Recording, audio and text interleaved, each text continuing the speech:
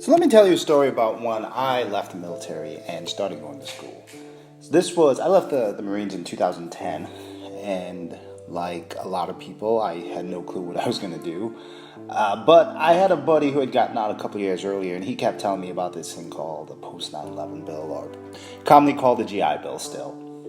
So inevitably, after working in a factory for a while and eventually getting laid off, I decided I was going to go and use my GI Bill, a benefit of veterans who've served, I think, 36 months of active duty or more. And after 2 deployments in the Marines, I was going to use this benefit to go to school and become an educated man. So, in my path of this, knowing absolutely nothing about how to go to school or what I should go to school, I inevitably enrolled in a community college. This was the Corning Community College in upstate New York, in a little town called, as you may have guessed, Corning, New York. That being said, at the same time, there seemed to be this strange coincidence in the world, reminding me that what I was doing was, while it was unique to me, was something that a lot of other people did. Because I just happened to stumble on a little show called Community.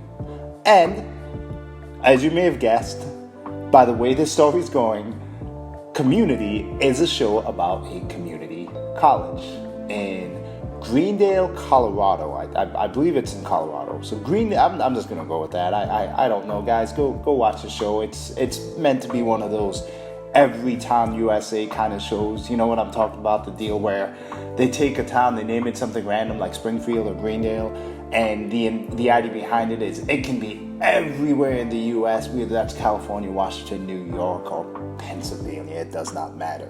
So anyhow, I started watching this show, and it's season 1 is the first season I happened to see, because they had one of these deals where at the time they would allow you to watch the episodes on like the NBC.com kind of deal. So I'd seen, I think, a random episode. I'm not sure what season that was, but it piqued my interest because I was thinking to myself, well, I'm in community college and this show's about community college. Let me look and find all the episodes. So I started watching the entire season 1 of this. And I gotta tell you, this show hit it out of the park with me because it did a couple of things. And people will deny this, but it is absolutely true. When you go to community college, the entire staff tries to make it seem like you're going to what they refer to as a real school. For whatever reason, community colleges have like a chip on their shoulder where they feel like the people who go there are almost like the rejects, the people who couldn't get into the big universities, or the people who never went to school and they're now going back to school when they're in their 50s. And that's fine. I was in that boat. I was leaving the Marine Corps at 28 or 29 years old, deciding to go back to school. So I was okay with that. But the show captured this feeling where in this particular show, the dean of the college is constantly trying to do things like throw events, throw parties, throw dances, do these things where basically they're trying to make it seem like it's a big university. And I can relate because in the school that I was going to, they would have all these clubs, these events. They even had a newsletter, guys, of like all the things that would happen in the school, things that you shouldn't miss, things that you should definitely go to. So what I found is, to me, I suddenly found, the little perks, the little unique things. And this is important because, there's a reason why shows like The Office or like Seinfeld or even that movie Office Space became really popular, is because people were going through similar situations. They were working in cubicles. They had a boss who was that asshole who would always try and get them to work overtime, pull them in the weekends, and work well beyond 9 to 5. We've all been there, right? So that's why we can relate to those shows like The Office. But so in the same way, I was like that with Community. I said, hey, here's a show about people in similar situations as me. Now I will say, obviously, that show gets to the point where they're doing all kinds of crazy stuff. But the whole point of it is that show went from being something that was really, really great from season 1 into season 2 into something that metamorphosized into something that, even though it was still kind of funny, was completely not what it used to be. And it's almost like a metaphor for bigger entertainment as a whole. Is sometimes you have something that works, but you don't realize when you're producing it what is actually working. You think it's something else that's working, and you follow that path, while you miss the actual stuff that seemed to make it be relatable in the first place. So the show is about seven people, I think 7 people in a study group. One of them's like a hotshot former lawyer who was caught using a fake degree, so he has to leave his firm to go back to community college to get a law degree. I don't know how that works. Don't try to make sense of it. Community colleges don't offer law degrees, but whatever. I guess maybe he had no education whatsoever and had to get at least an associate's or something. There's a kind of like a hippie person, an activist person. Her name is Britta, and she's just there because she's kind of had most of her 20s just kind of dwindled away protesting and trying to fight the man and all that stuff, and now she's got to get serious. There is a character named Shirley, who's like probably in her mid to late 30s, family woman, has a couple of kids, divorced, and she's trying to, same thing, get her life together. And then you have kind of what I ran into most of the time when I was in community college, which was like the 17 and 18-year-old kids, in this case Troy, Annie, and a Pakistani character named Abed. He and all 3 of them are basically right out of high school. I'm going to community college because I, for whatever reason, could not attend a bigger university, or they decided that school wasn't for them, and then at the last minute changed their mind, right? I gotta tell you, that is pretty common in community college. Like, I will say that some of the smartest people academically that I've ever met were community college students. And so, to give you an idea, I went on to go get a business and economics degree from big college, and then I actually went on to get a master's from an Ivy League school.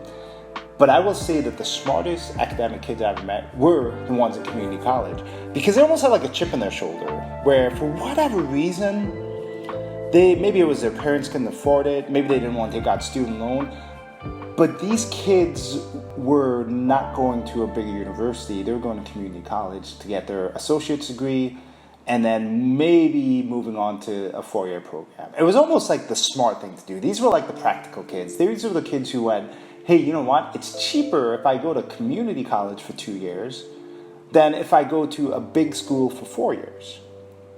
But they also seem to almost resent their friends and their kids who went off to these 4-year degree programs, right? These 4-year universities. And so they always were putting in a hell of a lot more effort into the academic side of things. And the other thing is, too, a lot of times you'd run into like these 17 or 18-year-old kids who were going to community college because they had to like live.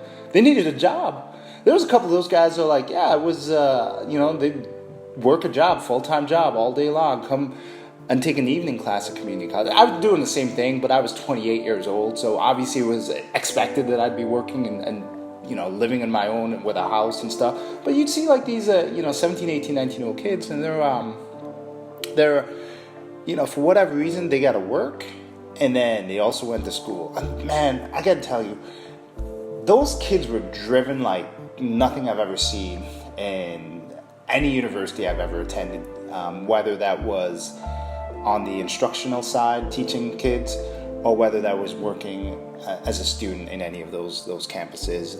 Nothing beats those young kids in community college. Obviously, you had some slackers too, some people who were just too dumb to get into 4-year school or whatever. But I was all surprised by how passionate and driven those kids were, and I really do believe that those particular types of kids were probably smarter than any other people I'd meet. Anyhow, I've gone way off track here, but as I describe these characters, but the whole point is, there was a really interesting relationship between the 7 people, and there was also one character. His name was Paris. He was an older gentleman. He was I think they had said he was in his 60s. He might have been actually older than that. He was a CEO of Hawthorne Wipes. which essentially made these baby wipes or antibacterial wipes or something like that. But he was there because he really just kind of what you find out throughout the show is he doesn't have anybody. He was somebody who dedicated his life to business, and then through a series of divorces and failed marriages, he had no friends and he had nobody who, well, loved him, no family whatsoever. So he would go to school for no other reason but to socially interact with people. And all of these things, the reason I bring this up to you is all of those backstories I actually experienced when I was going to community college. There were literally, well, I'm not saying that people would fake their degrees, but there was a lot of people who might have started working in a company when they were 18 years old, and then they got promoted with no degree. They started off as somebody's like administrative assistant, then they got into a sales position, then they became a manager, then they became like a supervisor, then they were handling accounts, and then they were working for these big companies. You know, there was actually a big helicopter company that was nearby that in that area, but they were, you know, making six figures as an account executive somewhere, and then the company went under, and then they were suddenly in a situation where they found themselves unable to acquire a similar job because they had no degree. They had a high school diploma that they got 25 years ago, and everything they had was based on experience. But in the modern world, it's very tough to apply as a, you know, mid-level or senior level executive if A, you didn't have the connections, or B, you didn't have the degree. And so these people found themselves coming back to community college, because they hadn't gone to school in 25 years. They had forgotten algebra. They had never had to do math. They didn't know the nuances of history. They didn't have to write a paper, an English paper for 25 years. And so now they were back in that situation. So I've seen it. So that's kind of like the Jeff situation. The British situation, man, you would run into a lot of that too. There'd be some gal out there who had volunteered for the Peace Corps. In fact, I remember in stats class, I worked with one of them, and they had done all these different things, done missionary work or all kinds of stuff, and then they came back and they found themselves 28 years old with nothing but a high school diploma and nothing that can get them a job that would be beyond working at Lowe's or Target or some retail store for $8 an hour. Even though they had lived a lifetime worth of experiences that they would never give up, they weren't academically qualified to do anything. So, seeing that too. The Shirley situation, man, I gotta tell you, lots of moms go to community college. Lots of women who are working, you know, part-time jobs, sometimes full-time jobs, and they go and they've got kids and they got to go to community college. They're only taking 1 to 2 classes at a time, so it definitely can relate to that. And then I've already covered the right out of high school demographic, and I will say this is 100% true, that there are some older people there who, I mean, they're in their 60s going to school. They don't need a degree, guys. They're not going to find a second career. They're just there because they want to, you know, keep themselves learning. They want to take a new class. They are taking pottery classes, and they are taking history classes, and they're taking all these different classes just because they want to, because they want to keep furthering their education. But at the same time, you can't tell me that they're not there for the social aspect either. Because where else can those people be in group projects where they get to interact with people a third of their age who will take them seriously, interact with them, and work alongside them, right? So the reason I bring that up is this show Community, that is the essence of it. The fact that it's everyday normal people, and they flash up some of these storylines. They give them little adventures. They, have an over-the-top Spanish teacher. Though I did have a public speaking professor or teacher, because I don't think they're professors at community college, who was kind of similar in many ways to that. So I don't know how over the top that is. But at the core of it is these people from all kinds of different backgrounds thrown together into the midst of a community college, right? And there's a kind of a heart and soul that goes with that. But here's the problem. That is what made the show work for people like me.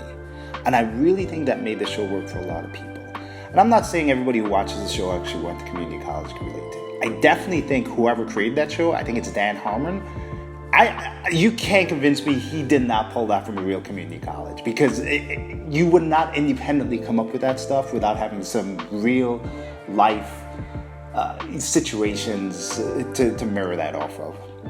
But the problem is, as we got into, I'm going to say probably halfway through season 3, they took the wrong aspects of the show and they started running with it. So season 1 goes by, and pretty much everything that happens, with the exception of this insane paintball extravaganza that happens at the end of the season, a lot of the stuff that happens is stuff that can happen in real life in community colleges. You've probably seen it. If you've gone to community college for a year or two, pretty much everything that happens there is probably something that could happen, including the chicken finger shortages. That's a real thing, guys.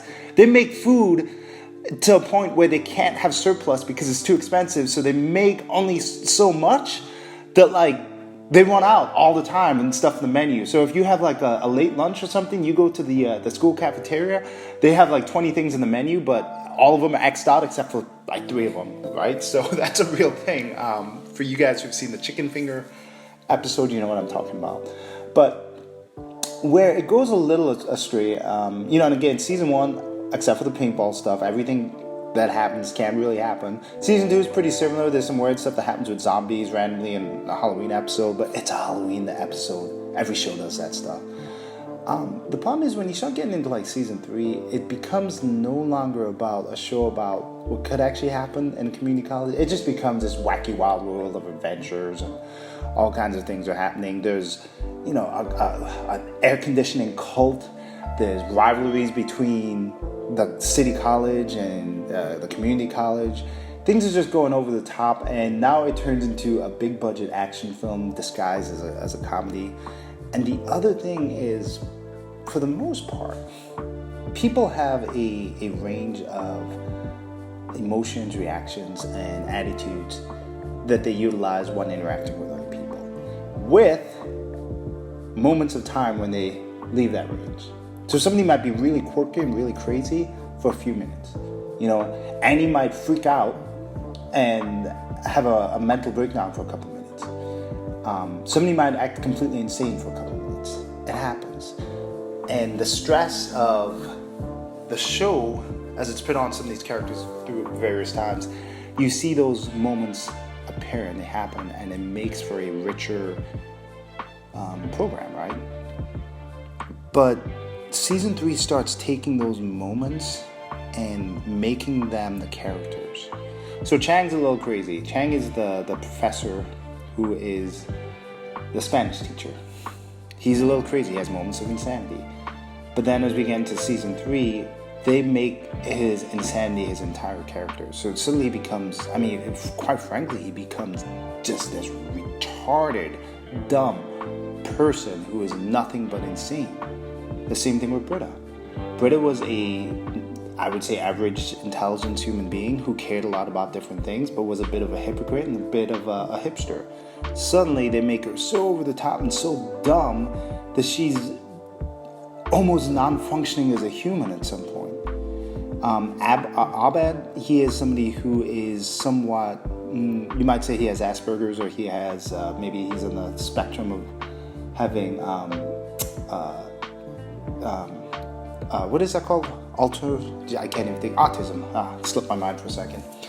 But for the most part, he can interact with normal situations, but he has trouble understanding people. Suddenly they make him into this weird, like, wacky robotic character who's completely stuck in his own reality and can barely function in the actual reality, right?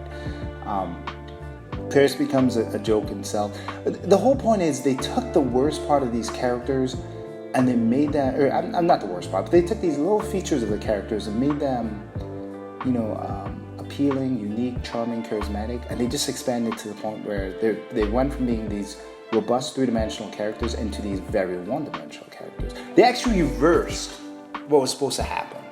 You're supposed to go from being, one-dimensional, and then throughout the series, you learn more about these characters, you care about them because you see all the different aspects. They did the opposite. They just choose to focus on these different things.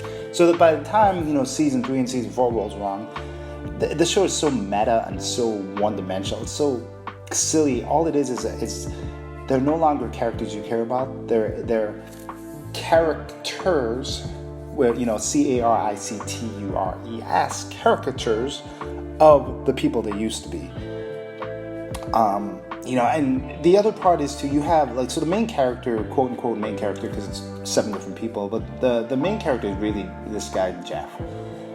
Jeff is this very laid back, cool guy, too cool for school type of personality who is, his whole demeanor is that he's very indifferent, he's very carefree, but he has moments of, a psychotic breakdown almost, where he essentially cares way too much about stuff, but he pretends not to care, and then it doesn't work out because that comes out, right? The problem is when you get into, really season 3 and season 4, they completely eliminate the whole carefree, indifferent personality that is 90% of who he is in season 1 and 2. And instead, he's always freaking out. He's always, bothered by different things. He's always that. And so he becomes this really kind of annoying person. And so it doesn't work when the thing that interrupts their normal personality suddenly becomes their personality. If he's no longer carefree and charismatic and charming and has the gift of the gab, and instead of every episode he's just always freaking out, or always upset, or always feeling like he's not enough or whatever, you lose it. There's a series of episodes in season 3 where it's 5 episodes in a row he's always just this guy who freaks out. So if you were a new viewer, you'd be like, oh, this is a guy who always freaks out, and then as a producer you'd be like, no, he's actually the cool guy. And the reason that this is funny is because he's freaking out and it's a disruption of his normal cool guy persona. And you're like, but he's done it 5 episodes in a row, so you've basically changed who he is. And I say that because I think there's a lesson to be learned here too, in a couple of different things in storytelling. You can make sure that when you have a character, whether that's comics, whether it's television, movies, as you progress, they should become deeper and they should have various aspects of the personality. Sure. The temptation is to use their quirks, their well-known, little subtleties that they do, and just expand up on that to the point where they just become that, caricature of themselves, right? The other thing is the idea of having secondary characters become primary actors usually doesn't work out too well, especially when it's based on little attributes. So, and I use that with the example of Chang. Chang was in 2 minutes of every episode in season 1 until the very last episode. There was a couple which featured him. I think there was one where he's trying to get back at his wife and Jeff helps him out, and he's probably in that episode for, 10 minutes or so. But in season 3 and 4, they start giving him his own arc. He becomes a main driver of several episodes. And you just don't do that with a side character, because then you ruin them. You can never go back. It's the whole idea of what happens when the Avengers fight Galactus. Well, they can't go back and fight the street thug in the street because you can't go back, right? You always have to get bigger and badder and have a greater challenge, so it's tough to go back. Well, that's the problem with a character like Chang and side characters. I would make the same argument for Deadpool, and I'd make the same argument for Harley Quinn. Harley Quinn was this lovable, cute little character who'd show up once in a while in the Batman animated series. Then they made this origin story where you showed her as this kind of charming girl who was really kind of dumb, but she was she slept with her professor to get good grades, and that's how she got through and got her psychology degree. But then now it's now she can fight any superhero in the DC universe and beat them. And she's really actually super smart, just misunderstood, and she's just a genius professor. And you're like, that's not who the character was, right? Because you've made something too big, you can't go back. And same with Deadpool. Deadpool was a really cool character when he showed up once in a while. Then suddenly he was everywhere and oversaturated the entire Marvel universe. But that's kind of the other lesson. Is like I said, you can't. If you're gonna make side characters, keep them as side characters. Make the audience keep wanting more of them. It's always good to have that state of want. Like they want to see more of them. But if you give it to them, they lose interest in a way, right? When you look at Kramer in Seinfeld, yeah, he had a couple of shows, but he was basically a side character who'd show up just enough that you'd want to keep seeing him. But if he ever became the main character for a long period of time, you'd probably get tired of him, right? So that show did a really good job too in Seinfeld, but that's what I would say is just some quick lessons. So Community itself, man, I would recommend watching the first 2 seasons. It's a great show. And the first season does this incredible job of doing the lost art of single episode stories. Any episode in season 1 you could look independent of the others, and you think to yourself, man, you've seen what I think actually Dan Harmon himself calls like the character arc. You really do see at the beginning of the episode a group of people, and then you might see 1 or 2 characters grow and learn a lesson or learn more about each other in the span of a single episode. That's a lost art, guys. I got to tell you, it seems like every show on these days, whether that's comedy, whether that's drama, whatever it is all about making enough of a cliffhanger to drag you into the next episode, and then there's an entire arc, and then the season ends in a cliffhanger, and it's the same formula over and over again. And there's it's something that gets annoying after a while, right? Where these shows actually would really wrap up nicely, and I think that is a unique and lost art form that doesn't seem to be coming back. We tend to go the opposite. Now it's in every medium where everything is just extended story arcs. Everything goes on for multiple issues. Everything goes on for seasons before something comes to closure. Here it was like, hey, there's the, probably a great one is, well, let's look at the paintball one. The paintball one is an entire story wrapped up in a single arc. And it feels like a movie. But it's essentially, a way where you experience how characters interact with each other under stress. They learn more about each other. They grow as people. And then the show wraps up by the main character, in this case, Jeff, doing an act of kindness at the end, which is completely unexpected. And I gotta tell you, it's those moments when the show wraps and you see almost like that hero's journey. That is what makes great television. That is what makes a great story. And I just wish we had that more often. And it was lost after season 2, I would say. After season 2, it becomes this whole... it starts doing what everybody else does. The formulaic, let's make story arcs and let's try and get people to show up for the next episode. It just kind of loses its touch. But anyhow, those are my thoughts on Community. Excellent show. If you have the chance, catch it. It's on Amazon Prime. And that's all I got. Let me know your thoughts. Bye.